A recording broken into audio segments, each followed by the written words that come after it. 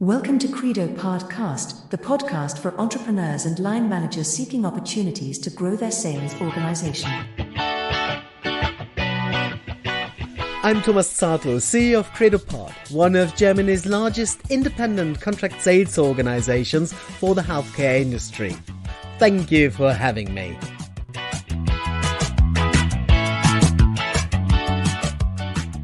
If you like the Credopard, feel invited to subscribe and like.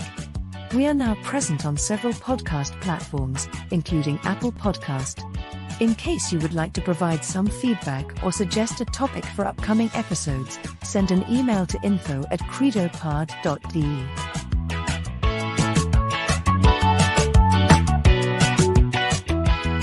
And here we go with our today's topic. Why a local high street has so many fashion boutiques. Game theory and business location. Did you ever wonder how it came that in one street, out of a sudden, one encounters a massive number of fashion boutiques? The game theory delivers a compelling explanation for this often witnessed phenomenon. It explains the concentration of boutiques and helps in understanding why it is easier for a qualified person in Munich to get a job in the pharmaceutical industry than it was for someone living in Rostock.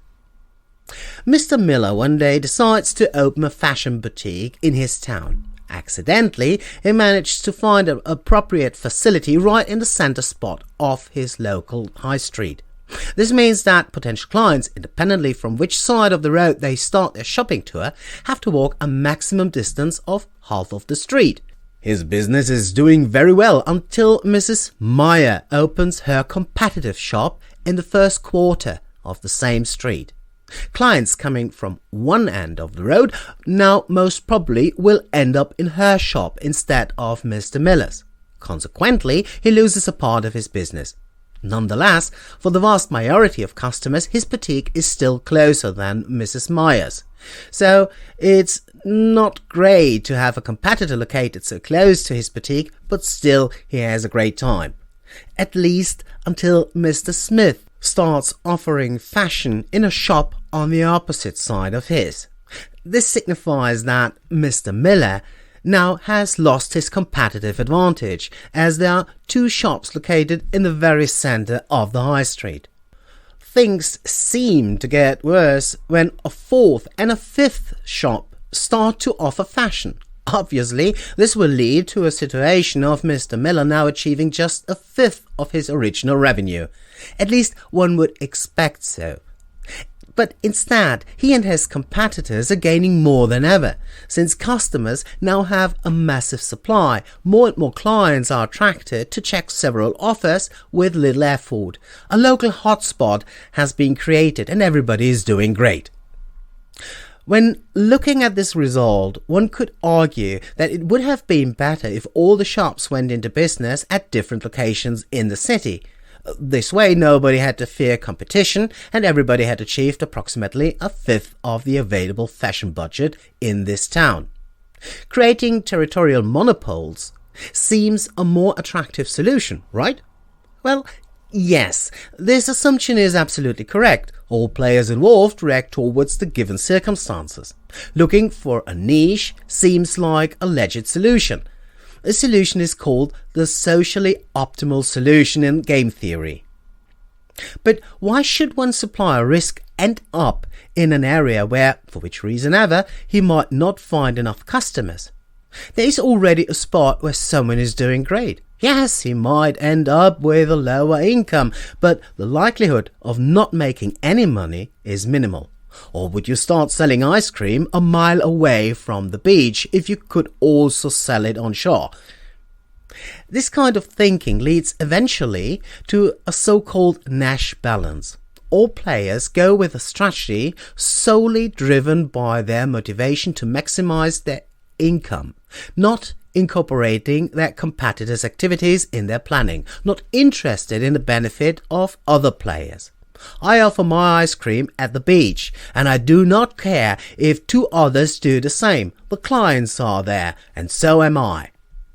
What applies to fashion boutiques and ice cream vendors is also true for many other ventures. Once someone is doing great with his business, it will not take long until someone else tries to participate in this success. This explains perfectly why one pub is close to the other in some areas, or the increasing number of phone shops in your local hometown. What is valid for vendors also applies for entire industries. Steel and workforce are available in many locations in Germany, but in the region of Stuttgart, one encounters Daimler, Porsche and the former NSU factory, nowadays an important plant for Audi. Yes, this makes it highly competitive. Still, one will find easier highly skilled workforce since talent has been educated in the area and is moving to this spot as more job opportunities are given. Once an area passes a certain level, it feeds itself with resources, and this perfectly explains the high concentration of specific industries in particular areas. Nice to know, but what on earth has this to do with sales, you might ask? A lot indeed. While pharmaceutical representatives are going to their doctors and not the other way around, it is evident that one will find more surgeries in some spots than in others.